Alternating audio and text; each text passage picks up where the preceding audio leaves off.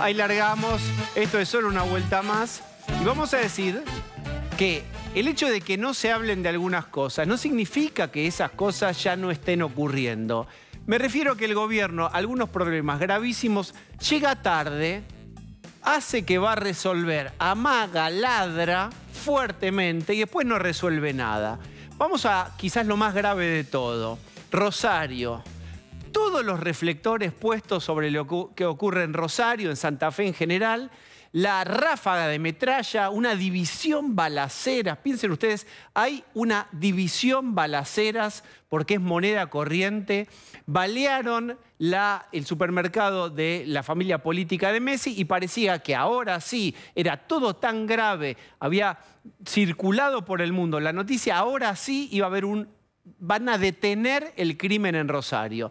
Amagues muy fuertes, el giro discursivo del ministro de Seguridad, del mismo presidente, de algo va a haber que hacer, los rosarinos o los santafesinos también son argentinos, de esa posición o de Aníbal Fernández diciendo, fíjense cómo hacen todos los gobernadores con sus propias policías, desde ahí se tuvieron que girar y tuvieron que mandar gendarmería, la discusión interna en el espacio por si mandar a las Fuerzas Armadas, todo eso y mucho más se mencionó. Adivinen qué, en las últimas 48 horas, 3 muertos más.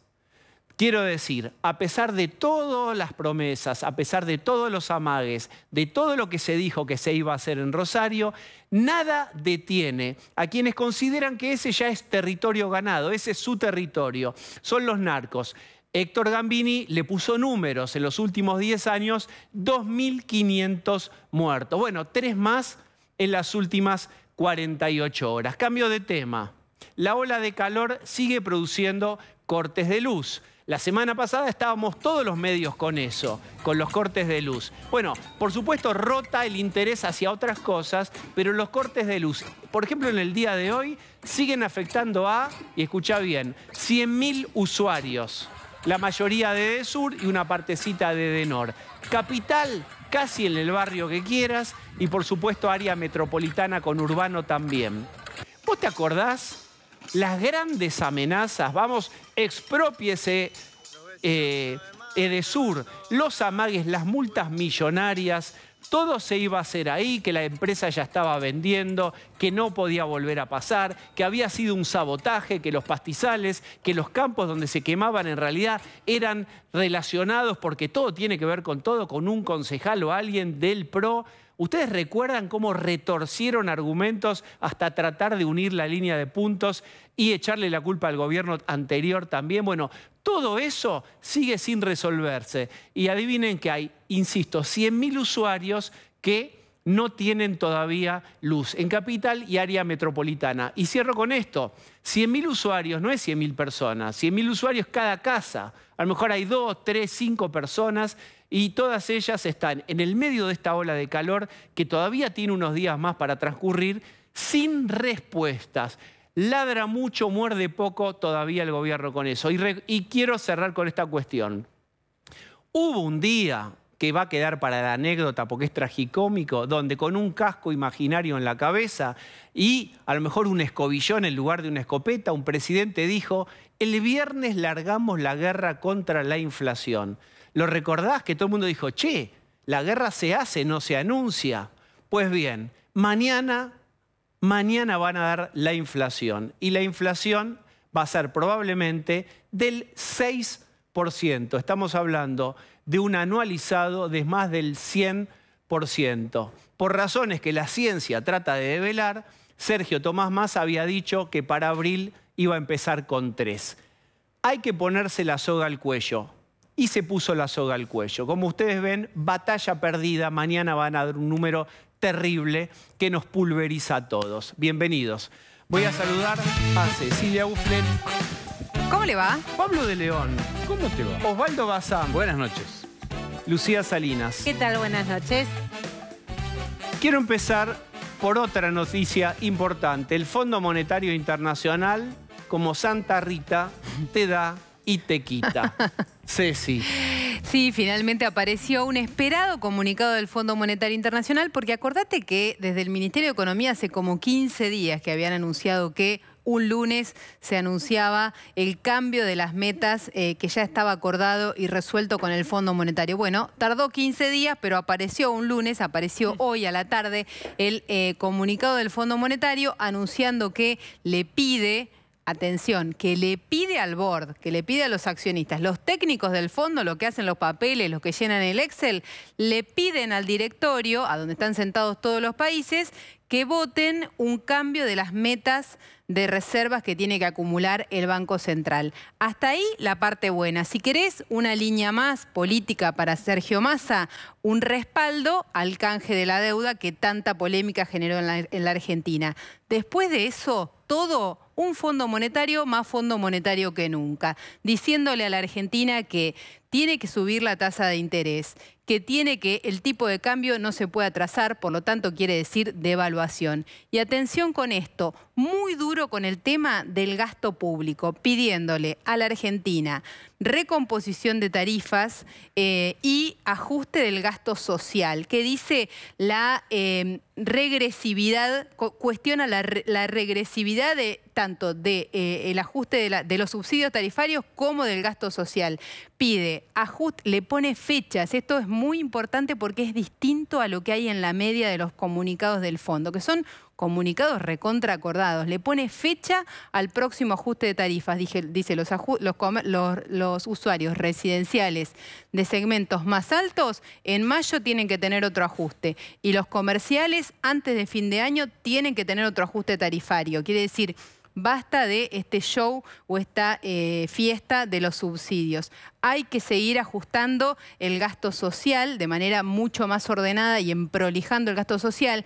Y un tirón de oreja, ¿por qué? Por algo que sabíamos que iba a pasar, por la moratoria previsional. Un imprevisto gasto para este año y hacia adelante con una moratoria previsional, vengan y díganos cómo van a ajustar para compensar eso. Muy duro en términos macroeconómicos el comunicado del fondo. Y ¿sabés qué? Recién lo repasaba con un economista bastante afín al kirchnerismo y de alguna manera lo que pasa con este acuerdo es que le mata o le corta todas las recetas que tiene el kirchnerismo para, entre comillas, porque nunca lo ha hecho, resolver la inflación. ¿Qué pasa si no cumple Argentina? Bueno, si Argentina, al cambiarle las metas de reservas, básicamente le está dando margen para cumplir. Claro.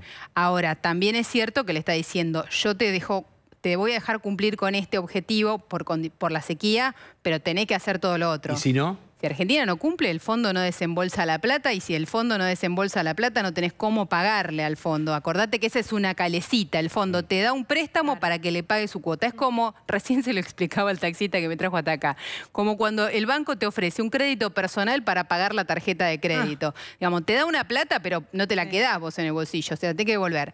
Ahora, la Argentina, ¿cuál es la receta del kirchnerismo para combatir la inflación? Control de ir al supermercado, bueno, sí, con pechera. Pero en la macro yo te diría, la receta macro del kirchnerismo es tasa de interés negativa, tipo de cambio pisado y... Pero no es lo que está pasando, Ceci, ahora. No, claro, claro. Bueno, pero esas son las tres cosas que no le permite... Ya la tasa, si bien no sé si no llega a ser positiva, pero es la más... tasa es positiva, pero muy justita. El comunicado del fondo le dice, la tasa no puede perder esa referencia. Bien. Estas medidas y esta fecha que impone ahora el Fondo Monetario, ¿pueden sorprenderles al gobierno o eran cosas que se sabían que iban a ocurrir para esta fecha con este acuerdo?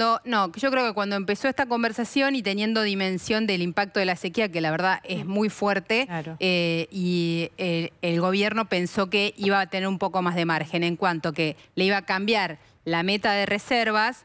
Y si vos eras consistente con esa nueva meta de reservas, digamos, si no tenés plata para acumular dólares, tampoco tenés plata por recaudación de impuestos de esas exportaciones. Claro. Entonces, yo creo que algunos pensaron que iba a haber un margen ahí que no hubo. Por eso estos 15 días de demora y por eso ahora, atención que hay que mirar qué pasa en el board, porque me parece que lo que hubo o lo que a mí me cuentan es que hubo muchos países reclamando porque a Argentina se le dio un acuerdo flexible y Argentina chocó el acuerdo flexible igual. Bien, me permiten, voy a seguir hablando de economía, pero esto es a nivel ya más global.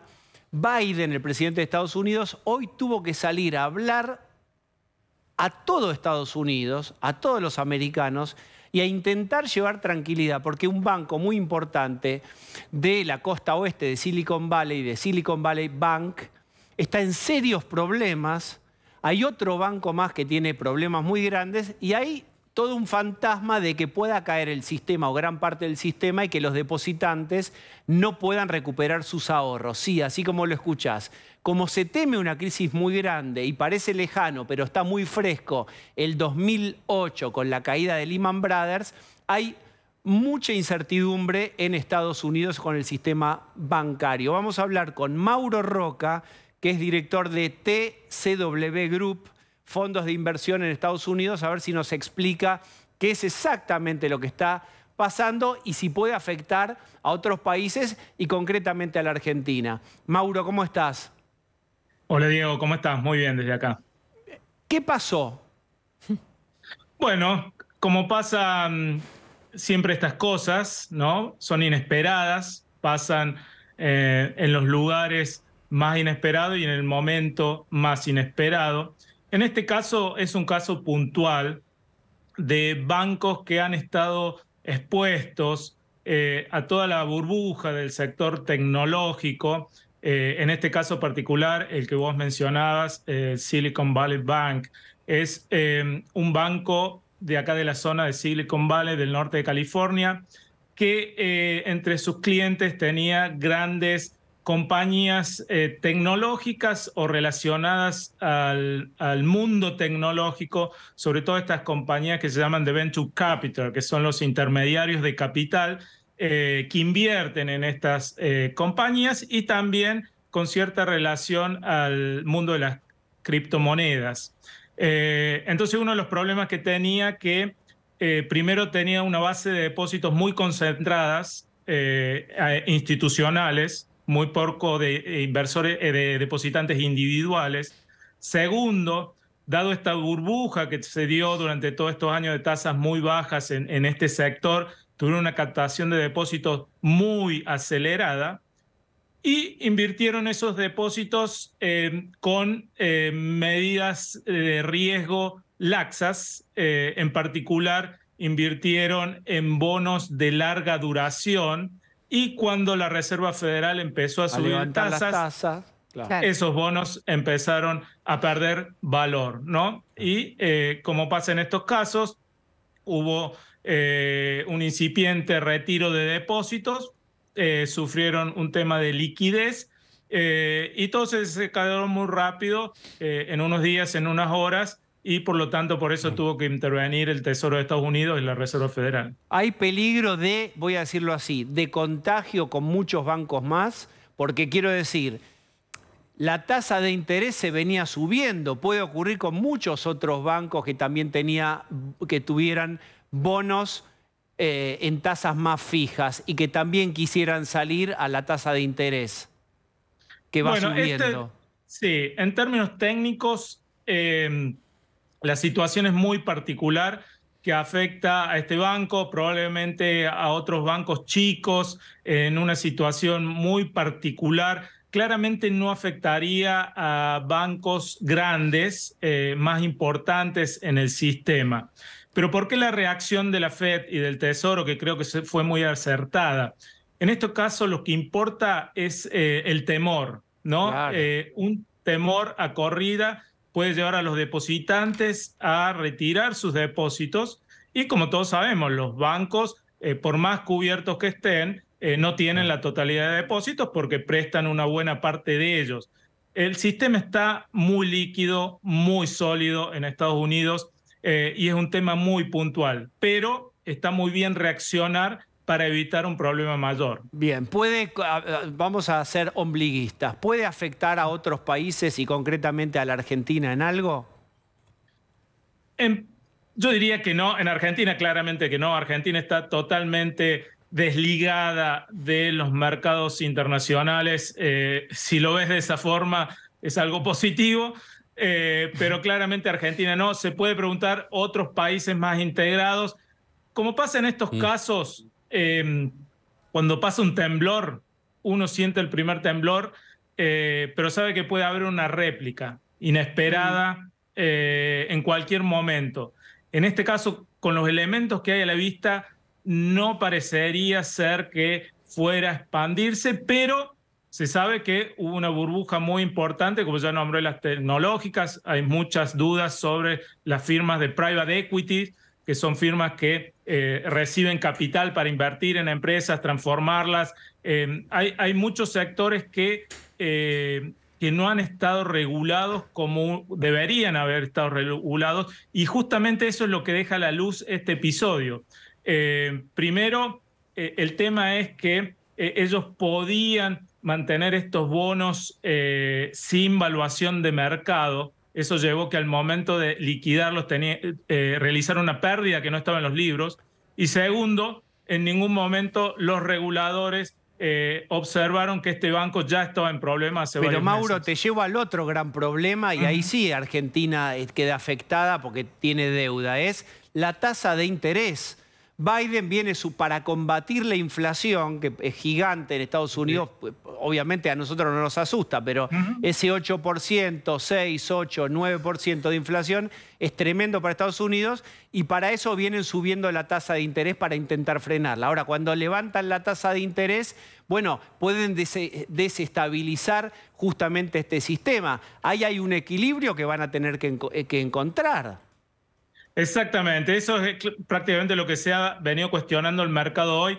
De hecho, el mercado esperaba subas agresivas de la tasa de interés de la Reserva Federal la semana que viene, que hay una reunión. Y el debate la semana pasada era si iban a subir 25 puntos o iban a acelerar 50 puntos en esa reunión. Hoy el mercado se fue para el otro extremo, diciendo que no van a subir tasa, ¿no? Se empieza a esperar que no suba tasas. Yo creo que todavía la Reserva Federal va a seguir subiendo tasas. Hay un problema inflacionario grande, hay un exceso de liquidez importante, y en cierta forma estos problemas reflejan ese exceso de liquidez que hubo durante bastante tiempo. Para Argentina, la sube de tasas no es buena noticia, sobre todo cuando pensemos en un nuevo gobierno, en ese camino que va a tener que andar para volver a los mercados internacionales. Y hay que pensar que el riesgo país que tenga Argentina en ese momento hay que sumárselo a lo que sea la tasa de Estados Unidos, ¿no? Bien. Ceci. ¿Qué tal, Mauro? Cecilia Bufflet. Ahí vos limitabas el riesgo de este contagio sistémico, el riesgo de contagio en el sistema financiero. Ahora, ¿cuánto impacto crees que le queda todavía a la economía real de la suba de la tasa de interés? Yo creo que el impacto de la suba de las tasas no es tan importante todavía, o no va a ser tan importante como se espera, porque hay un exceso de liquidez importante en Estados Unidos. Nadie mira realmente los agregados monetarios. Si bien la Fed ha estado lentamente reduciendo el balance que se ha venido incrementando con la gran compra de activos que tuvieron durante estos años, que en realidad empezó en el 2008, lo viene haciendo muy lentamente. Eso indica que todavía hay liquidez en el sistema, y es lo que se refleja en la economía. Ahora, si bien este episodio parecería que no va a tener consecuencias sistémicas, pero como dije, nunca se sabe dónde terminan estos episodios de pánico, sí se podría esperar que vaya a haber un cambio en el comportamiento de los agentes económicos. Los bancos van a tener que, o seguramente van a endurecer sus condiciones crediticias para protegerse más. Pensaría que en el sector tecnológico, en estos sectores que han estado más afectados, van a incrementar sus controles de riesgo. Pienso que todo el mundo va a ser un poco más cauteloso, y eso implica una economía menos dinámica.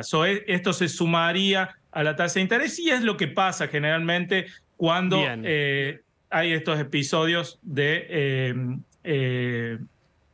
menor liquidez, y es lo que está buscando la Fed, ¿no?, con sus sube de tasas. Mauro, muchísimas gracias. Gracias a ustedes, que estén muy bien. Bueno, recuerden, Biden en persona tuvo que salir a llevar tranquilidad.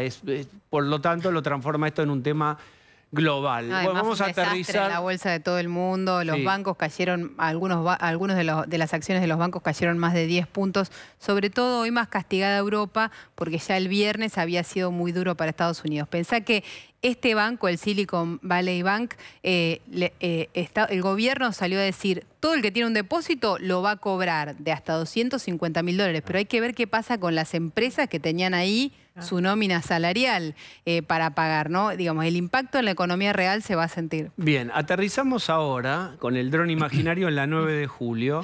Está nuestra compañera Nuria González Rouco, allí donde Unidad Piquetera está acampando. Nuria, te escuchamos. Hola Diego, buenas noches. Bueno, difícil poder llegar. Igual te digo que la única manera de poder llegar es casi con un dron. Hace minutos nada más la Unidad Piquetera confirmó el acampe por 48 horas. En principio se van a quedar hasta el miércoles, hasta las 10, 11 de la mañana. Atención porque esto fue un dolor de cabeza para la gente en la hora pico para el regreso. Imagínate lo que puede llegar a ser mañana. Porque además de estar cortadas las dos trazas principales de la 9 de julio, también está cortado el Metrobús.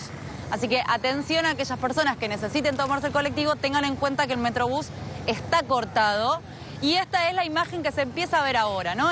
Como te decía, hace minutos nada más que confirmaron el acampe, por eso ya empiezan a aparecer algunas carpas, gente que se va a quedar acá a dormir, como decíamos, con la única posibilidad de que levanten este acampe es que los reciba la ministra Victoria Tolosa Paz. Bueno, en principio, déjame decir, los Nuria, reclamos? ahí voy con vos, Sí. pero yo no recuerdo 2 días, casi 3 días de acampe en un contexto de mañana 30 y pico de grados largos, 35 grados de calor. Hay chicos, hay nenes, nenas ahí en las carpas precarias. Sí. Es un maltrato fuerte el que están haciendo con la gente que llevan ahí, algunos por nobles razones, otros seguramente, bueno, la ministra ahí les dijo, hagan una cola y los vamos a ir validando. Lo cierto es que es un dolor de cabeza. Primero para la gente que está ahí, que tiene que soportar un calor feroz sobre el pavimento mañana. Y por supuesto, después para todos los que quieren circular. En un rato vamos a estar hablando con el vicejefe de gobierno, que está Felipe Miguel. Te escucho. De hecho, Diego, esta manifestación iba a arrancar a las 3 de la tarde, producto del calor que ya hizo hoy mucho. Hacían 35 grados hasta hace un ratito, ustedes seguramente me lo van a poder actualizar. Acá lo único que te digo es que se siente el calor y mucho, imagínate lo que fue hoy a la tarde. Iba a arrancar a las 3 de la tarde, se retrasó un poco producto justamente de las altas temperaturas, llegaron acá alrededor de las 5 de la tarde, cuando ya los edificios empezaban a dar sombra y el sol empezaba a bajar, y entonces era un poco más llevadero poder estar acá en el medio de la 9 de julio. Mañana a la mañana, sobre todo a la hora del mediodía, realmente va a ser muy peligroso. De hecho, hubo varias personas que tuvieron que ser atendidas, de baja depresión, hace muchísimo calor en serio y obviamente te imaginarás que no tienen demasiado lugar, por ejemplo, donde poder refrigerar agua. Sí, lo que nos dijeron es, mucha gente que vino a la mañana recambia, no se queda a dormir a la noche. Seguramente muchos chicos que ustedes están viendo ahora no pasen la noche acá, pero quizás sí vuelvan mañana a la mañana, con el calor que ya está pronosticado para que haga el día de mañana. Nosotros le preguntamos justamente lo mismo que me estabas planteando vos, y lo preguntamos a los referentes, y lo que nos dijeron es, nosotros cuando lo planteamos en asamblea, en un plenario, allí todos nos dijeron, no importa, es lo mismo si tengo que sufrir calor. Prefiero sufrir calor en la calle y no en mi casa, que no puedo llevar un plato de comida.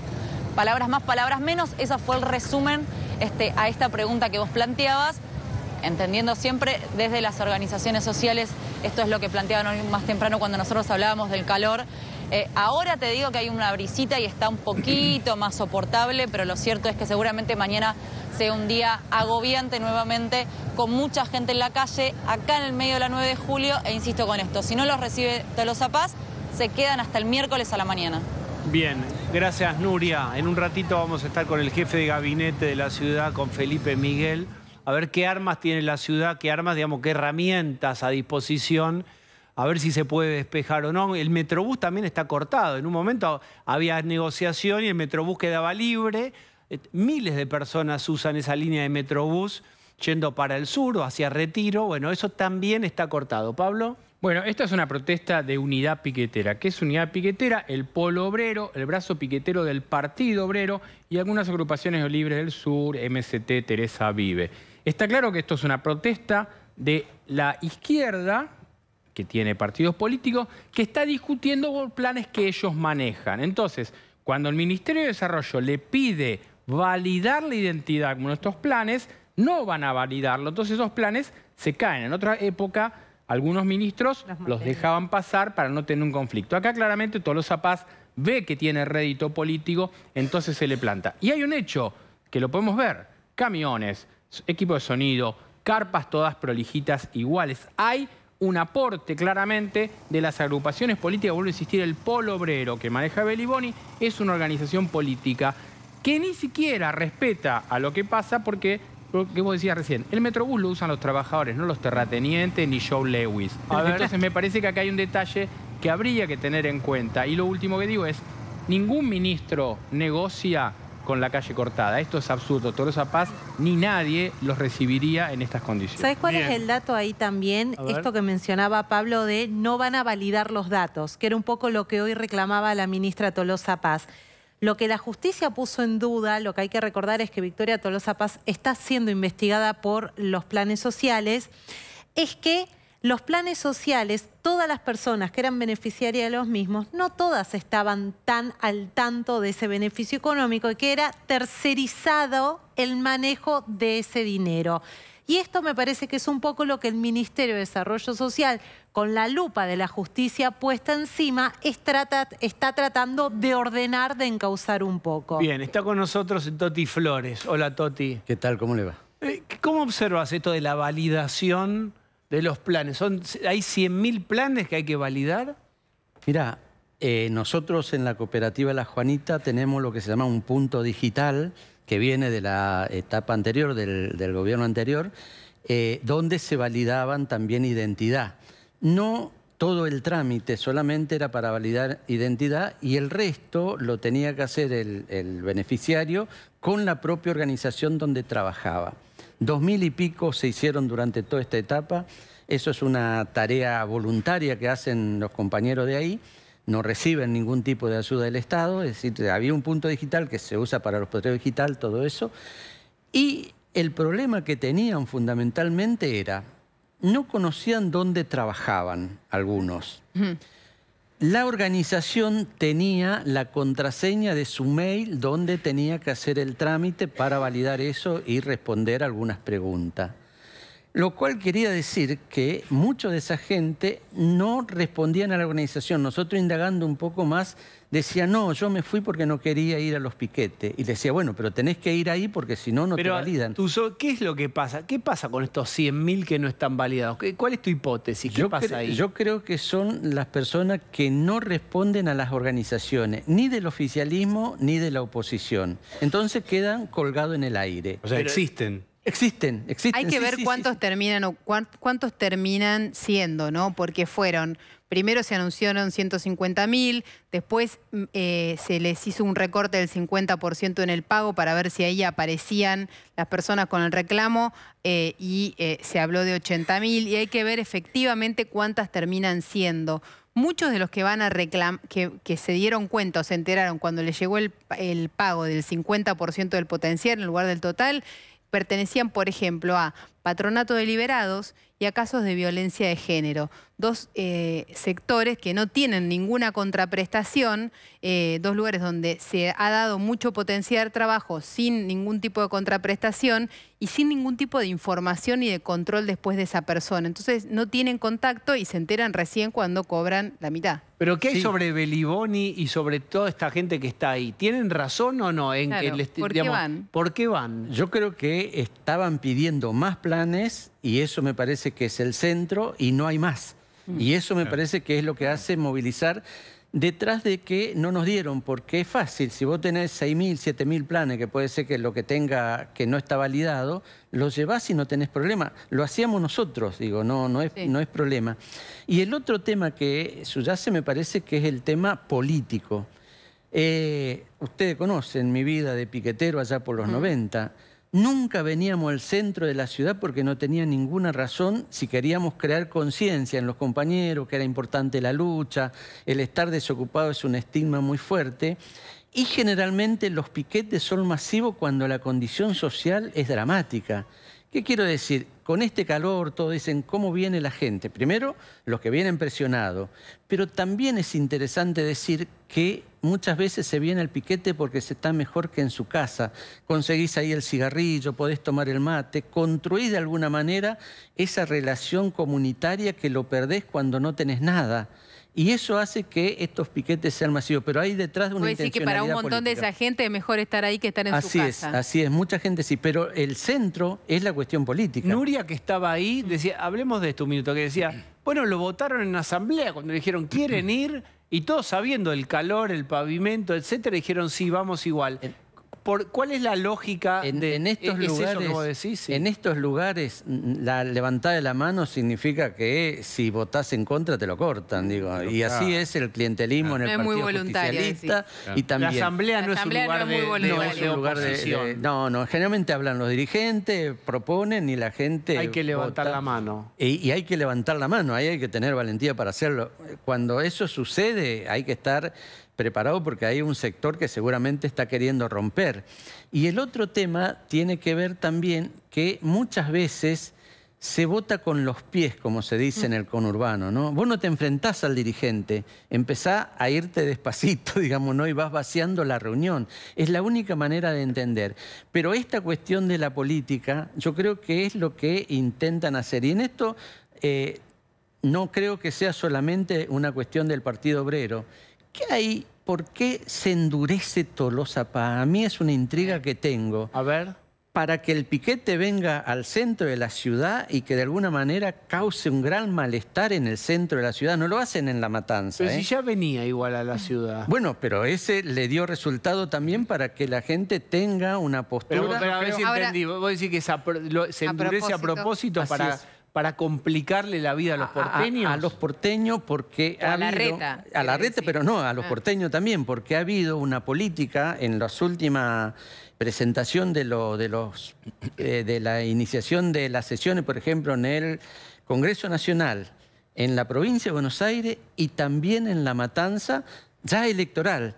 Ese importante momento institucional que es el comienzo de la sesión para el año, se dice en los programas, se usó como una unidad básica. Los discursos eran de unidad básica, donde ahí al frente de todo tenían que estar todos juntos, pero muy fuerte eso, con lo cual quiere decir que tienen una política. Es decir, utilizar todo el año y todas las herramientas que tienen para empezar a horadar el poder que se va construyendo desde la ciudadanía. Lo que yo, por lo menos la información que uno va chequeando es que la ministra encontró un lugar y un enemigo político para posicionarse. Vos pensás que en estos momentos todos, Alberto que tiene 2 o 3 alrededor de él que lo apoyan. Ella se transformó de la nada en una vocera del presidente. Entonces, mirando encuestas que da que los piquetes, que todo esto que estamos viendo en este momento, le molesta a un montón de gente y le molesta fundamentalmente a la clase media y a la clase media trabajadora y a la clase baja trabajadora también, entonces eligieron un enemigo. Entonces Tolosa Paz se pone, porque claramente dice extorsión, lo nombra Beliboni, cosas que si vos no querés tenerlo enfrente, de manual no lo haces. Entonces claramente ella eligió ese lugar, se paró ahí y en ese lugar se planta en la interna y se posiciona como una ministra activa. Ahí hay... Perdóname, Felipe Miguel, que es jefe de gabinete de la Ciudad de Buenos Aires. Ahí hay una hipótesis. A ver, vamos a chequearla con vos. ¿Está hecho a propósito esto para perjudicar al gobierno de la ciudad? ¿O es así la dinámica y vienen y protestan frente al ministerio? ¿Qué tal, Diego? ¿Qué tal a todos? Buenas noches. Mira, yo la verdad es que no sé si está hecho a propósito. Respeto muchísimo acá los comentarios y la opinión de Toti. Lo que sí me queda claro es que no les interesa. No les interesan en generar los problemas de la gente.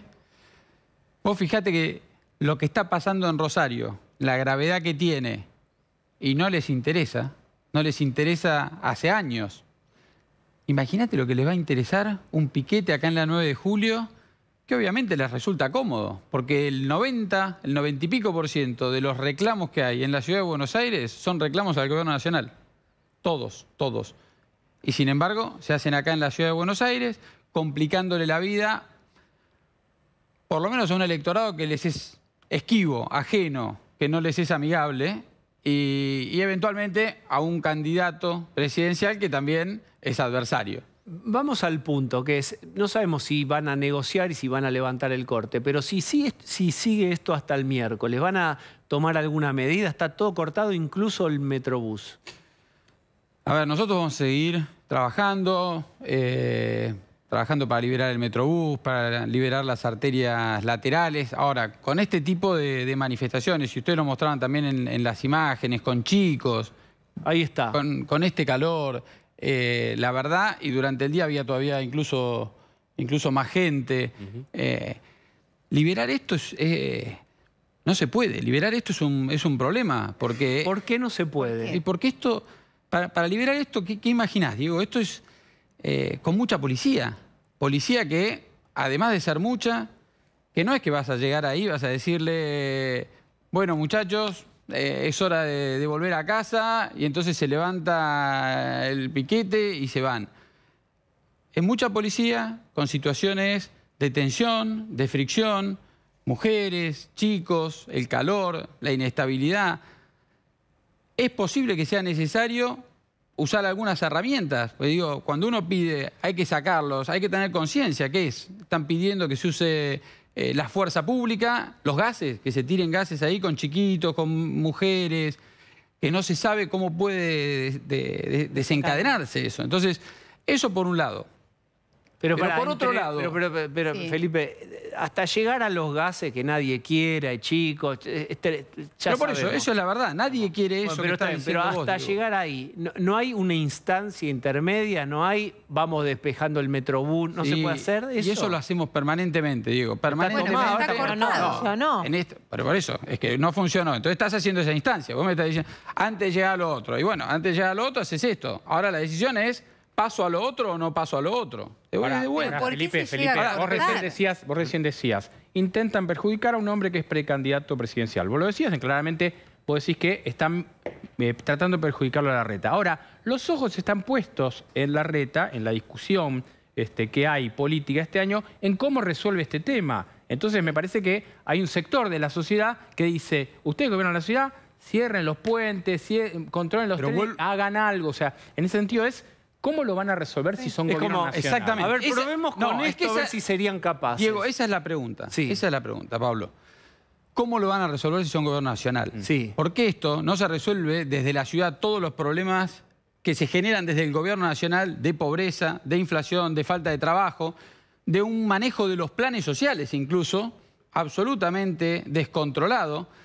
Esto se resuelve justamente terminando con la intermediación de estas organizaciones que hacen uso y abuso de la necesidad de la gente, porque es curioso este país donde se discute muchas veces la estatización de servicios que incluso en otros lugares del mundo se privatizan sin problema. Acá se privatizó la asistencia social, una de las actividades prioritarias del Estado. Acá se privatizó y se le dio a estas organizaciones sociales. Lo que están haciendo es hacer uso de la necesidad de la gente para traerlas, para que estén acá, bueno, como decíamos recién, ¿no? Con el calor. Eso por un lado. Por otro lado, estos planes hay que administrarlos, hay que gestionarlos correctamente. ¿Eso qué significa? Que terminar con la intermediación, pero también que sean temporarios.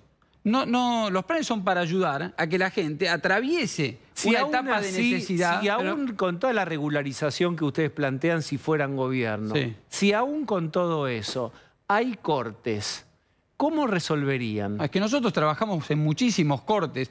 A ver, sin ir más lejos, cortes y manifestaciones de menor número de gente hay permanentemente, se trabajan, se liberan, se liberan. Pero estamos hablando de este tipo de cortes políticos movilizados, de mucha gente que van a generar visibilización. Por eso, este tipo de manifestaciones se resuelven justamente administrando esos planes, no dándole la herramienta de extorsión a las organizaciones que hacen el uso de la Yo voy a decir una cosa, lo que propone Felipe Miguel es lo mismo que propone el kirchnerismo, que es universalizar o transformar en una ley el potenciar trabajo y que se asigne a través de determinadas condiciones socioeconómicas o, digamos, o alguna regulación. Ahora, eso también es una explosión de planes. ¿Cómo hacer lo es mismo universalizar y sacar la intermediación. No, sacar la intermediación, esta intermediación la crearon los kirchneristas. Es absolutamente diferente lo que yo estoy proponiendo a lo que hicieron los kirchneristas. Pero lo que quieren...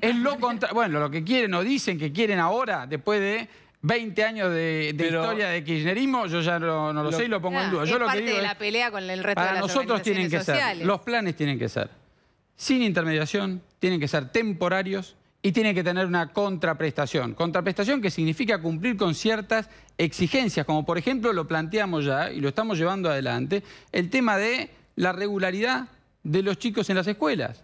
El alumno regular. Entonces hay que cumplir con ciertas prestaciones. Es cierto, pero usted está hablando de un estado ideal en donde ustedes ganan la nación y ganan la ciudad. No es lo que ha ocurrido hoy, no es lo que hoy pasa y no es lo que pasa de ahora hasta diciembre. Usted lo que dice que si no pasa eso, la ciudad no puede hacer nada. Porque esto no digo dura 3 días. Osvaldo. Yo no digo Osvaldo, nada, Osvaldo. Nosotros hacemos permanentemente, en este tipo de situaciones, y lo dijimos muchas veces, pretender que la solución sea policial, se encuentra con estas dificultades. Y una de las mayores dificultades es que compiten los recursos. Nosotros usamos una cantidad de policías para sacarlos. Mañana no vuelven, los volvemos a sacar de los barrios, a los policías. Pero usted lo que está planteando, y vuelven a sacar acá. Tenemos el pasado mañana también. Pero usted nosotros lo que está ahí vamos a priorizar la seguridad de la ciudad de Buenos Aires, de los porteños, de los que nos visitan, por sobre un piquete de esta magnitud. Entonces, lo que está planteando es, vamos a resignarnos. No, de ninguna manera. Porque estos 3 días van a seguir contados. No. Nosotros vamos a trabajar para liberar de vuelta el Metrobús, para liberar las laterales, para que también se ordene. Y permanentemente trabajamos para ordenarlos.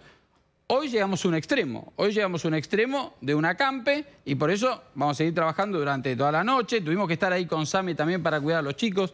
Tuvimos que estar con el Consejo de los Niños, Niñas y Adolescentes también presentes. Y obviamente es una situación que es un problema, es un conflicto. ¿Me permiten? Toti, Sí. ¿qué pensás vos de esta escena, digamos, de que se le tome examen al gobierno de la ciudad y válidamente se le tome decir, a ver, ahí tenés esa escena, ¿cómo la resolvés? Mira, yo conozco todo esto, conozco desde adentro, sé que los piquetes se hacen financiados por alguien, en este caso por el propio gobierno nacional a través de las organizaciones que, por ejemplo, se le da dinero para las herramientas y las herramientas no aparecen porque no trabajan mucho de esas cooperativas.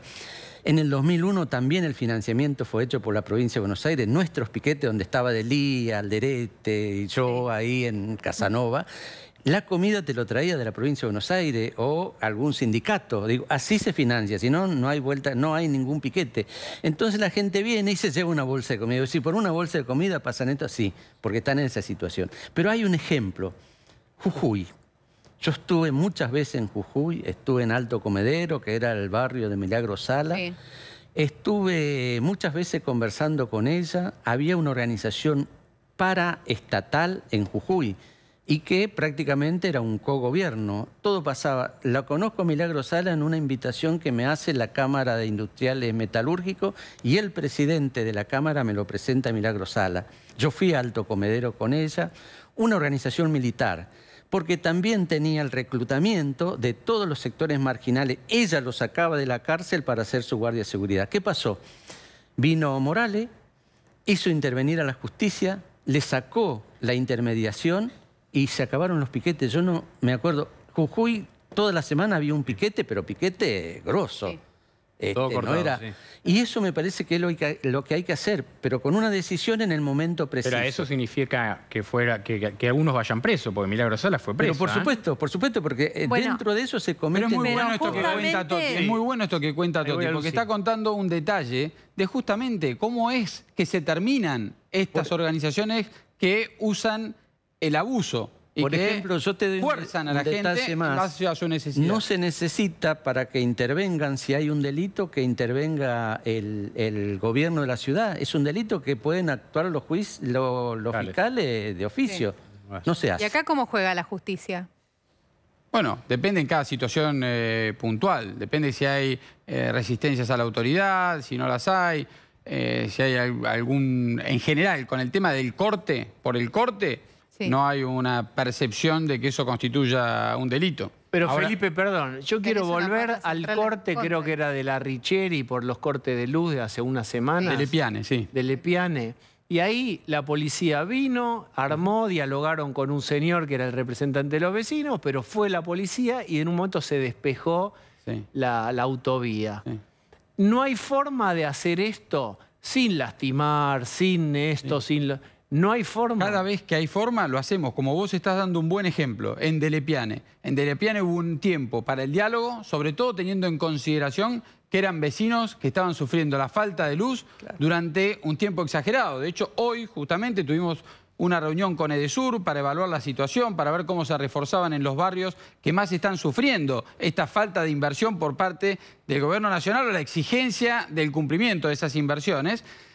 Pero cuando el diálogo se agotó y la cantidad de gente es una cantidad de gente que no pone en riesgo la seguridad de chicos, de mujeres, incluso de muchas personas, se actuó rápidamente, se liberó, vinieron los bomberos, sacaron, limpiaron y continuó el tránsito. Pero ¿acá qué se hizo? ¿Cuál de todas esas acciones en este acampe que va a tener a la ciudad caótica 2 días más? Lo explicamos, yo vuelvo. Bueno, pero evidentemente hay algo que mucho no funciona porque parece la calle tomada finalmente. No, pero hay que yo lo que reclamo es entender esto que estoy planteando. Para 30.000 personas, para poder desalojarlas, la manera de desalojarlos, porque de vuelta, insisto, no es que uno va a ir ahí y se van a ir. No va a pasar.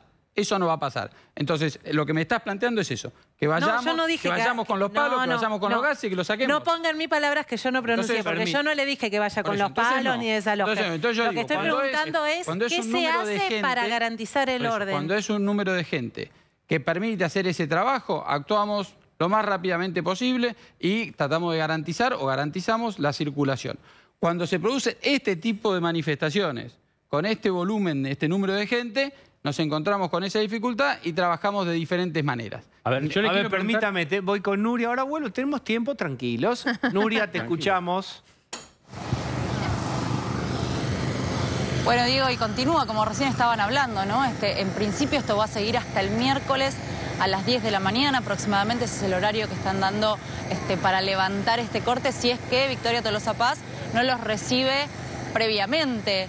Y de hecho, hoy cuando llegaron más temprano, el Metrobús estaba habilitado. De hecho, vas a ver en los costados que hay todavía, entre medio de la gente, hay algunas vallas de plástico amarillas y rojas que justamente se habían puesto para que no accedieran al Metrobús. Felipe Miguel me va a decir si estoy equivocada, pero hasta de hecho había agentes de tránsito en las esquinas.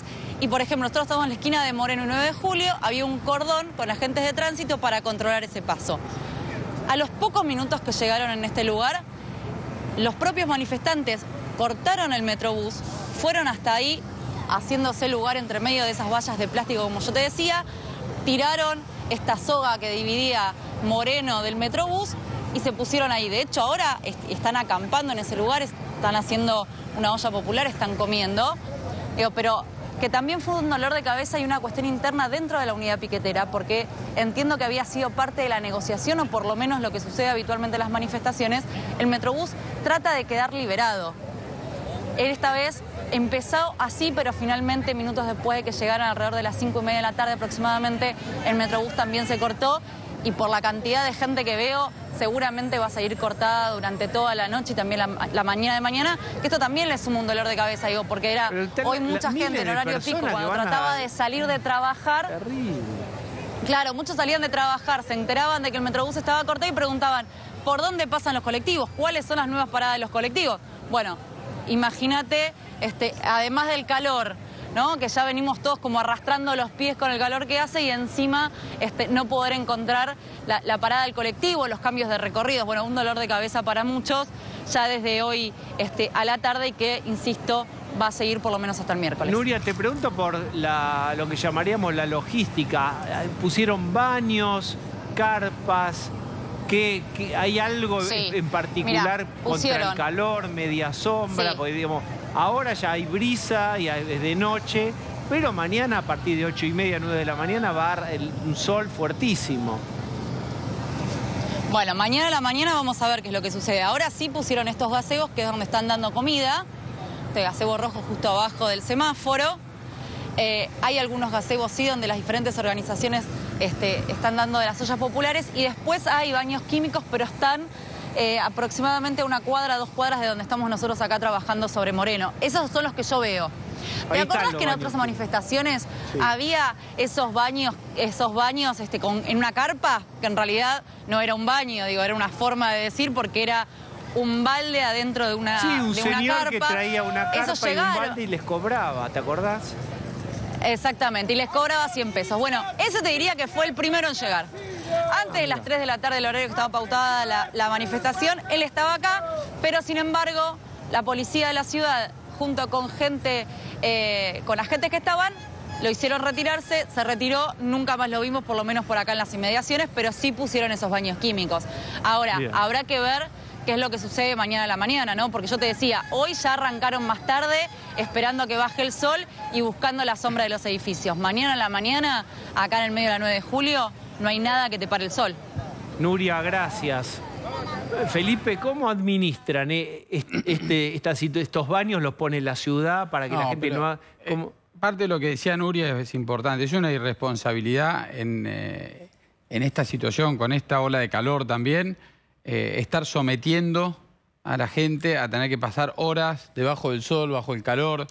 Y vuelvo a insistir, nosotros vamos a estar con el SAME como estuvimos el día de hoy, porque hay gente que está siendo forzada también a ir a este lugar. Y de vuelta, la forma de solucionarlo es como decía también Toti, cuando se termina con la intermediación. Está bien, cuando pero no le llega... faltan tiempo largo para que eso ocurra. Lo que yo te pregunto es, ¿no hay nada negociable? Sí. Che, Metrobús ¿Pero cuántas no se veces toca? tenemos el Metrobús? En general el Metrobús lo tenemos siempre liberado, ¿o no? Sí. Bueno, ¿por qué? ¿Pero por qué lo tenemos siempre liberado? Porque hacemos. Y si porque ahora nos dicen, no ocupamos de nos eso. vamos del no está Metrobús. liberado. Está bien, ahora vamos a seguir trabajándolo. Yo confío que se va... Y para los vecinos de Montserrat, que esta noche van a tener que pasar una noche casi sin dormir con todo el ruido y los problemas que acarrea esto. ¿Qué solución hay? ¿Qué se les puede decir? ¿Hay que esperar que venga el gobierno que tengan el gobierno nacional? No, por supuesto que yo entiendo a los vecinos de Montserrat y entiendo además y comparto ese enojo que genera a cualquiera de los que están volviendo de su trabajo para su casa, que en primer lugar, la mayoría, la enorme mayoría de ellos, primero llegan tarde a su casa, cansados después de trabajar. Segundo, muchos deben estar pensando, con mis impuestos, con los impuestos que yo pago, se les pagan los planes sociales a esta gente que me está cortando y no me deja llegar a mi casa. Por supuesto que eso se entiende, pero quiero ser realistas con ustedes. Entonces, y charlar con este realismo. La forma de sacarlo más allá del trabajo es la que describíamos antes, que nadie quiere esa forma. Te quiero desafiar con algo. ¿Vos creés que otro sector del espacio político de Juntos por el Cambio, digamos, los halcones, propondrían resolver esto de otra manera? Yo no lo vi. Yo no vi que se resolviera de otra manera en este tipo de... Pero vos viste en este tipo de manifestaciones que con este nivel de gente, con esta cantidad de gente, con chicos, con madres, que se resolviera de esa manera. Nosotros no tuvimos ningún problema en ocuparnos, por ejemplo, de cuidar el Congreso cuando fue aquella sesión de la reforma de la ley previsional, con 14 toneladas de piedras, horas resistiendo, y después para garantizar el funcionamiento de las instituciones democráticas. Y que una vez que se pudo sancionar en el Congreso, también ir y detener a las personas responsables. Eso es una cosa. Otra cosa son estas manifestaciones masivas con gente que está en la calle y que está siendo usada y abusada por su necesidad. Bien. Toti, te pido un medio párrafo, tiene que ser medio, no 3/4. Sí. Dos caracterizaciones distintas de los piquetes. El de la autopista de Lepiane era un auténtico pedido de solución del problema o de encaminamiento, como se dice. Sí. Y vos liberás cuando llevás esa negociación. Un piquete político se resuelve cuando la política resuelva eso. Y eso tienen las elecciones. No digo que no se tenga propuesta. Yo considero que hay que estar muy atento a todo. Participé de adentro de las organizaciones. Muchas organizaciones, allá por los años 90 estaba Quebracho, que preparaba para que haya detenidos, incluidos, heridos o muertos, porque eso les servía a la organización. No tenemos que ser ingenuos con esto. No regalar heridos, digamos, así se diría. Así es, así es. Gracias, Toti, gracias, Felipe. Gracias. Vamos a hacer una tanda.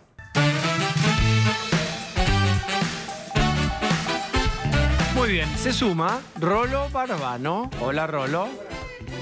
Y se suma, es un honor recibir a Diana Mondino. ¿Cómo va? ¿Cómo estás? ¿Bien? Derrochando optimismo. Es como siempre, eso es lo que necesitamos todos. Pero primero vamos a pasar por un tuit de La Cámpora Pablo de León acerca del comunicado del Fondo Monetario que mencionaba antes Cecilia. A ver, Pablo. Exactamente, tiene que ver con el acuerdo que nos contaba antes Cecilia Bufflet respecto de las revisiones que hace el fondo, y ahí dice: la Cámpora, el comunicado de prensa del FMI deja en claro que voten lo que voten los argentinos y las argentinas, la economía del país la decide el fondo. La democracia, bien, gracias. Y esto consta de un documento que presentan en el cual citan una vez más a Macri, que elogió el acuerdo con el fondo, pero habla claramente del presidente, Alberto Fernández. Dice: dijo el presidente que teníamos la soga al cuello y que se había encontrado un camino. Este es el camino. Y terminan diciendo que la historia del Fondo Monetario siempre es la misma, con deflación, como le pasó de la Rúa, con inflación, garantizar la pérdida de soberanía. Es claramente una diferenciación llamativa respecto de un acuerdo que, en este caso, encabeza Sergio Massa, a quien Larroque ayer dijo que lo quería siempre en su equipo.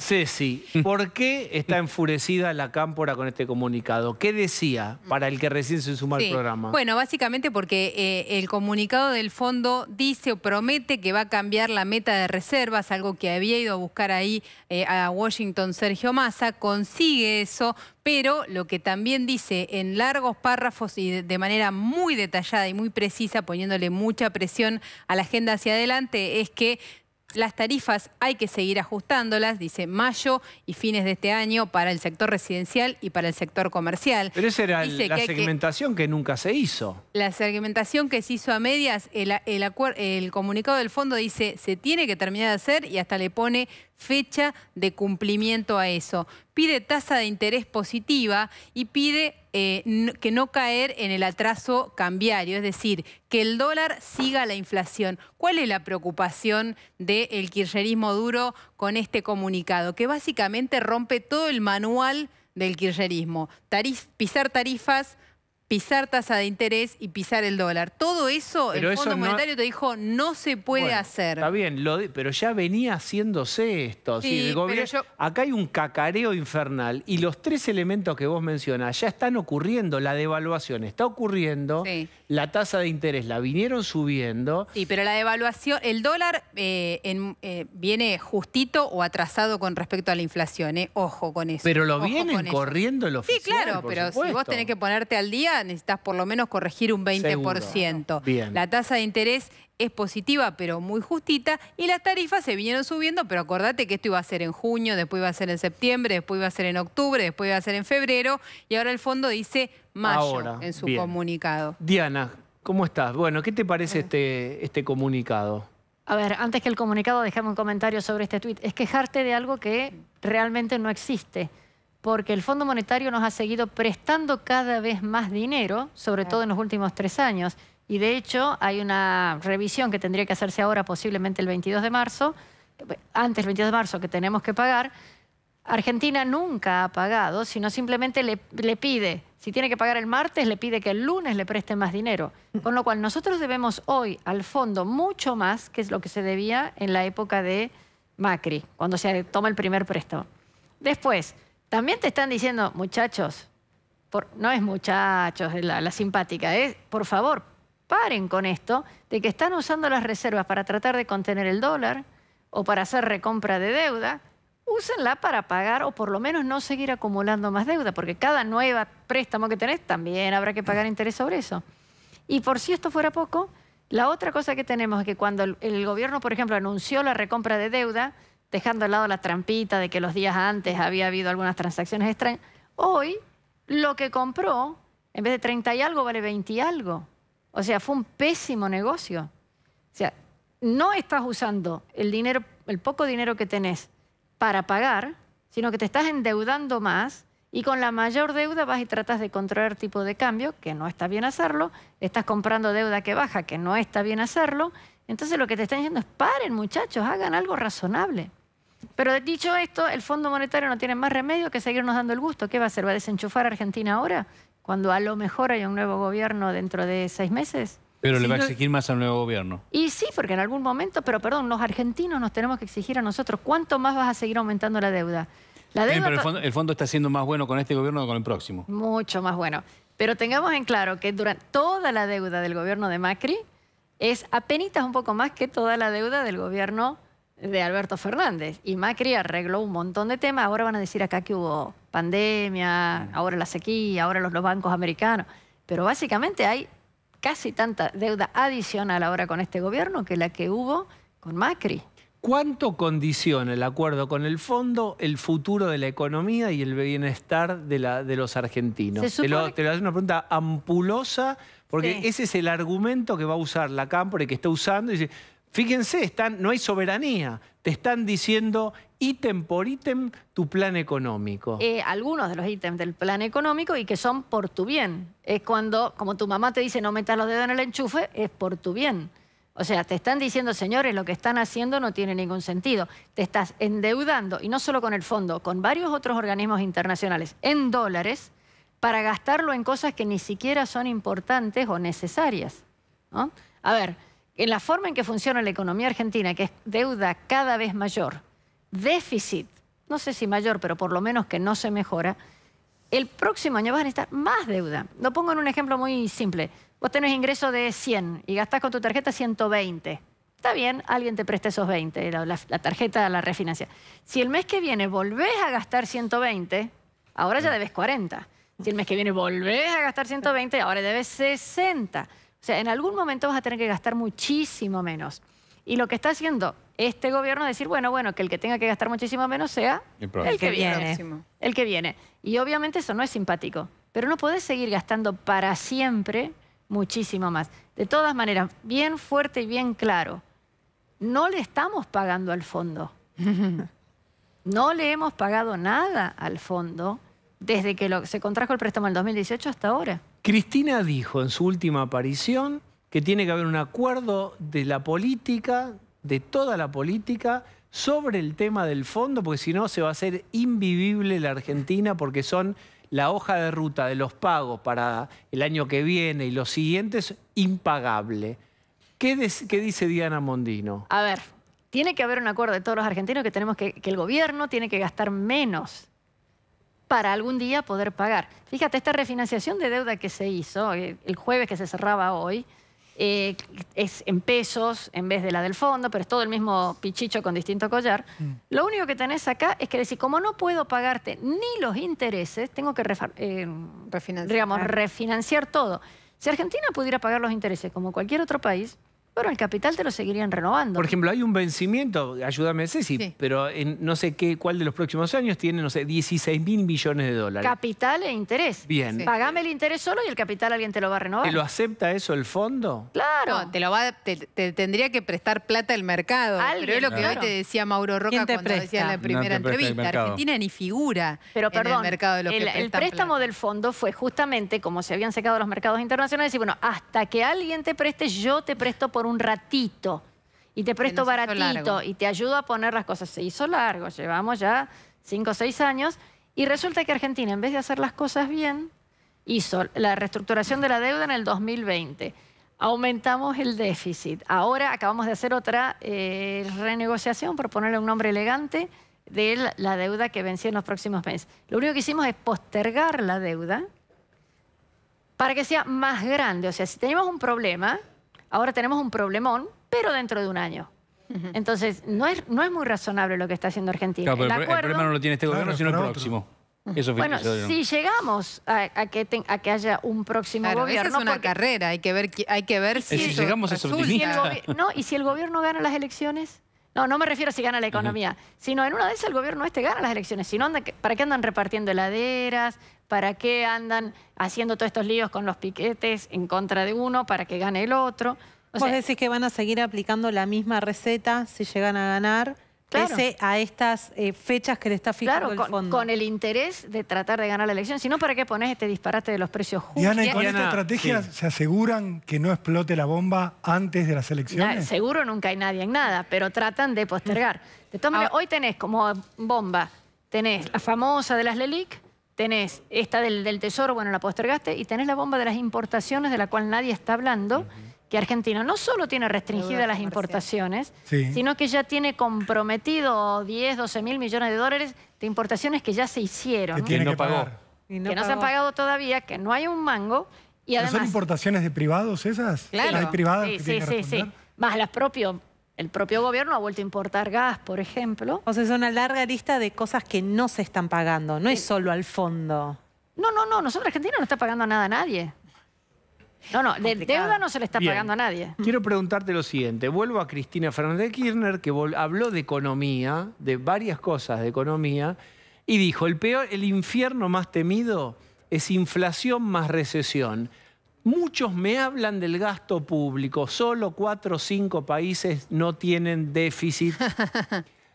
Entonces, ojo con frenar el gasto, porque ahí sí llegamos ya al infierno máximo, que es, si no hay gasto, a la inflación se le suma la recesión. Bueno, a ver, la recesión la estás teniendo por el lado de las importaciones, porque si te está faltando algún insumo, es difícil producir. O sea, el gobierno, sin querer, por supuesto, pero está generando la recesión.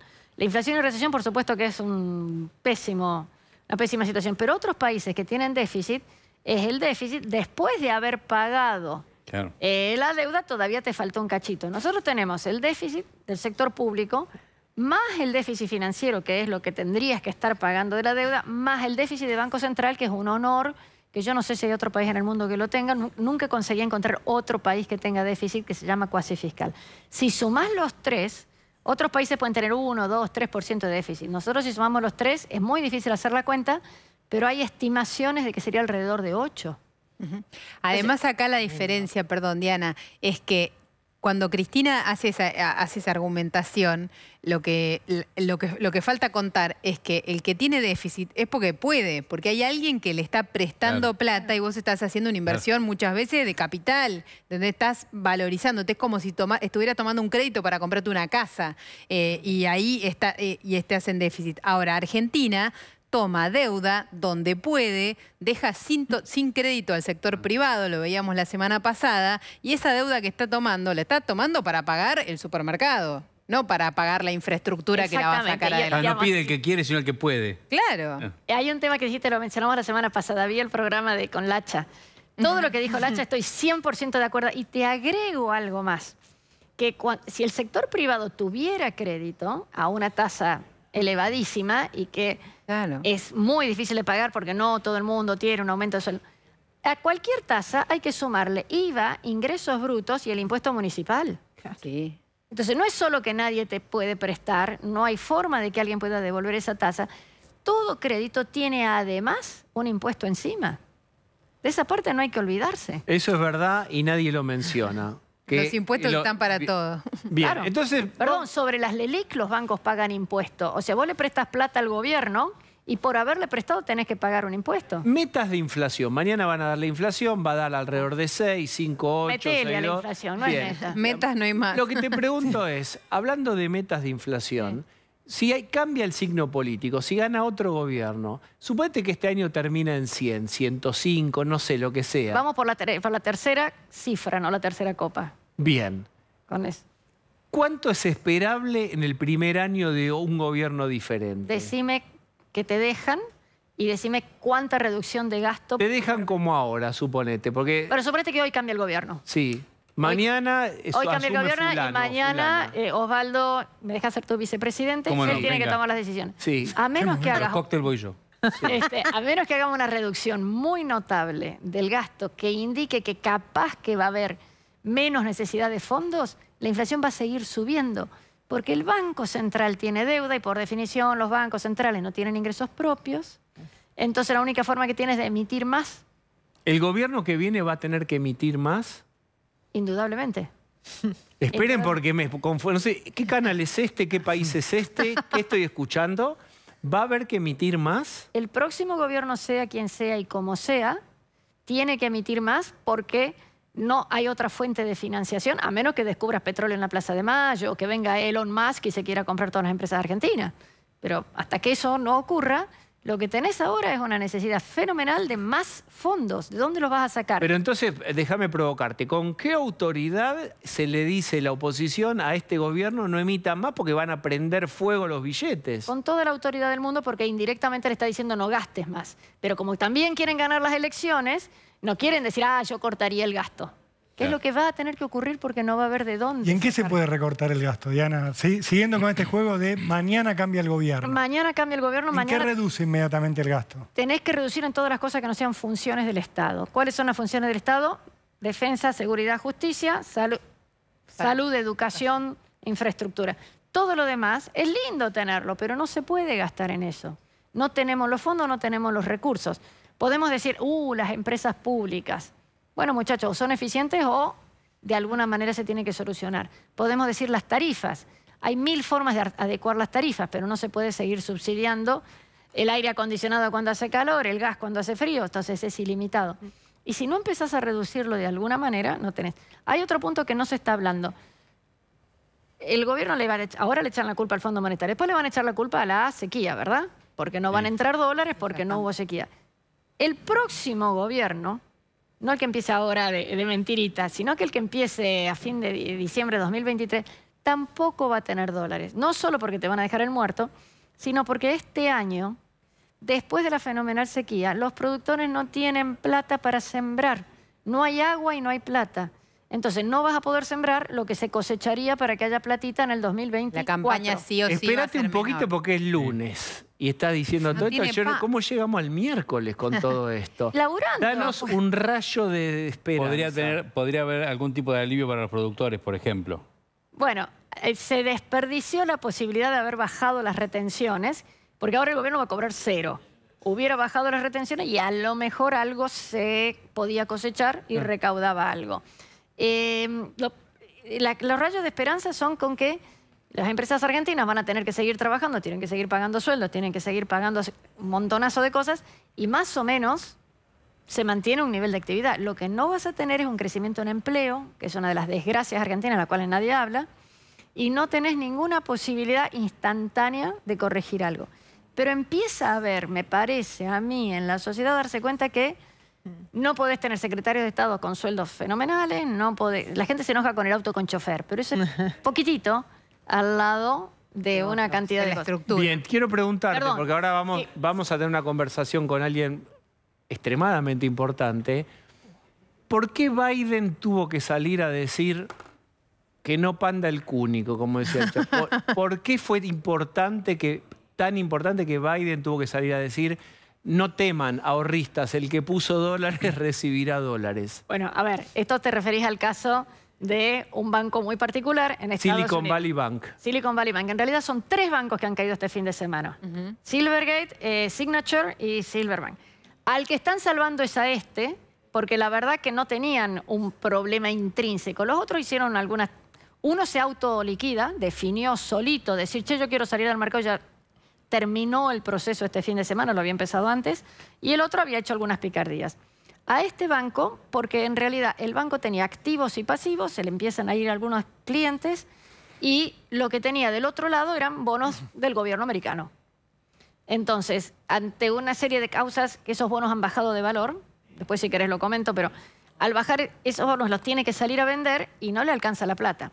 Entonces Biden, Janet Yellen en realidad, dice, le vamos a dar la plata a este banco porque el banco me entrega bonos del gobierno.